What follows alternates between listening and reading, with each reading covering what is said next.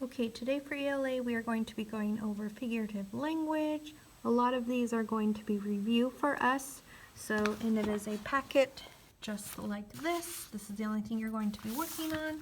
I have linked videos for you as a reminder of what our different figurative languages are. So for idioms, here is this video you will watch. For hyperboles, this video. Personification is this video. Alliteration, this video, and then onomatopoeia is this video. So if you need reminders on what those are, go ahead and watch the video. First page of the packet is animal idiom bingo. If you do not remember what an idiom is, it is a phrase of 2 or more words that have a literal meaning to them. So you're going to complete each idiom with an animal from the bingo card, cross off each animal when you use it, then circle the 5 in a row bingo. So you're going to try and get 5 in a row across, up and down, or diagonal. So my first one is copy. Well, when I think of a phrase, you think of copycat. So I'm going to cross off cat, because when I think of this, copycat is what we would say when somebody is copying us. And then number 2, in the blank house. I remember the phrase dog house. So normally we use the phrase dog house when someone is in trouble. Like, oh, I was in the dog house. I was in trouble. So that is the same things you're going to do for the remaining ones. Again, cross it off. And then when you circle the 5 in a row, make sure that they are animals. Okay, my second page is what is a hyperbole? And a hyperbole is a statement that is exaggerated to make a point. So a few examples here. I called you 1,000,000 times. We really can't call somebody 1,000,000 times. That's just exaggeration of how many times we've called somebody. So many times. Or that pizza is bigger than Texas, the state of Texas. A pizza really cannot be bigger than Texas, so it is a hyperbole. The directions here say, read each statement, write H if the statement is a hyperbole, write N if the statement is not a hyperbole. Remember, if it could really happen, it is not a hyperbole. So let's read this. My dad's snoring is louder than a freight train. Can your dad really snore louder than a freight train? Possibly yes, but that in reality cannot happen, so that is a hyperbole. Jessica's smile was a mile wide. Can someone's smile really be a mile wide? No, hyperbole. It's super exaggerated. Okay, you're going to go ahead and finish the rest of these.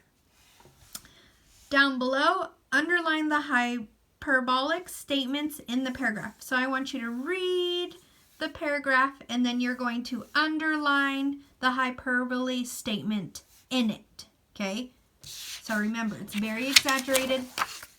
Next page is personification. Personification gives human qualities to non-human objects. So like the leaves danced in the wind. Leaves cannot really dance in the wind. It just looked like it when they were falling from a tree, okay? The toys dreaded playtime at the daycare. Toys really don't have feelings. They cannot dread something that just cannot happen. So it's toys is the object, dreaded is the feeling. So over here, directions, circle the object that is being personified in each statement. Then underline the word or words that show the human quality that this object has been given. So number 1, the wilted flowers begged for water. So I'm going to underline my word, or circle the object first, sorry. So circle my object, which would be flowers, or we could also circle wilted flowers. Sorry, let me fix that. Wilted flowers, because the flowers are wilted. And what is it doing? It's begging for water. Begged for water. Can flowers really do that? No. Next one, the nail waited in fear for the next blow. Let's see, nail. This is like to compare it to when you're going to hit a nail. My pencil is my hammer, and I'm going to hit the nail. Okay, it's is waiting in fear, so waited for the next blow. It's kind of scared to get hit again. Okay. Third one, the tired old shoes wanted only to rest in the closet. So I would say tired old shoes. is my object. What are they doing? They want to rest. Can shoes really rest? No. You're going to do the exact same thing for the rest of the sentences. Read them out loud to yourself, making sure you are circling the object and then underlining the feeling. So now we're going into alliterations. Alliteration is when the beginning sound of a word is repeated 2 or more times in a phrase or sentence. So looking at this example, Tommy took 2 tomatoes. Kind of sounds like a little rhyme. What's in common is the T-O here, T-W, and T-O. So T and T-O are very common. Please pass the plate. Our P's we could see are common, and also the PLs are common too. Beautiful blue butterflies. In common is our letter B, BL, BU. Okay, so my B letters in here are common. So what we're going to do is here's a box down here. We're going to use at least 3 words from each box to create an alliteration sentence. You can use other words too. So let's look at this. We have sauce, slipped, sorry, said, Sam, saw, some. Can be a tongue twister. I'm going to make this easy. I want to use Sam. What do I want Sam to do? Sam, I could say she slipped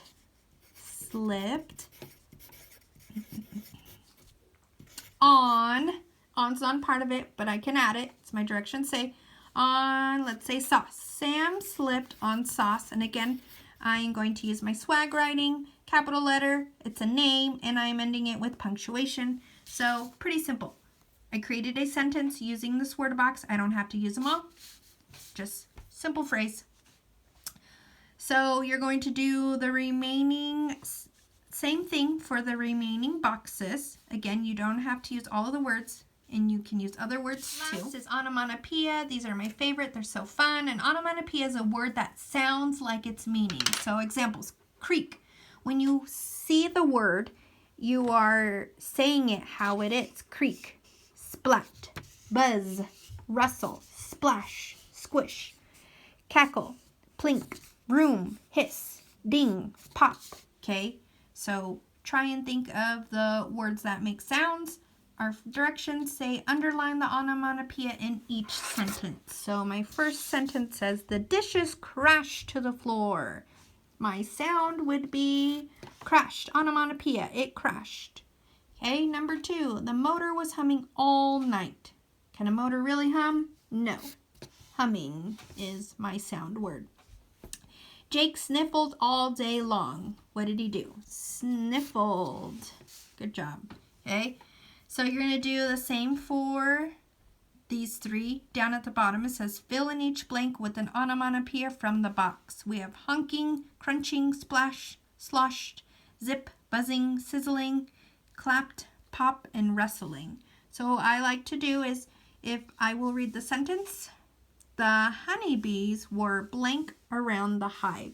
So I'm going to pick, maybe the honeybees were honking. Nope. Crunching. Oh, I know honeybees buzz. So the honeybees were buzzing around the hive. Cross off buzzing. And you're going to finish the same concept for those. Make sure you cross it off. You can only use it once. On the back, you have an onomatopoeia story you are going to create. It gives you a list of words you can use when you're writing the story.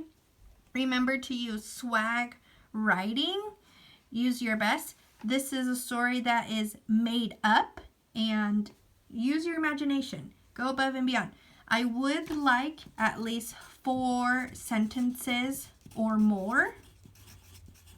And your best neat handwriting, okay? Don't forget, again, swag writing is a must. We've been practicing that. You're almost 5th graders, so we should be getting pretty darn good at our writing.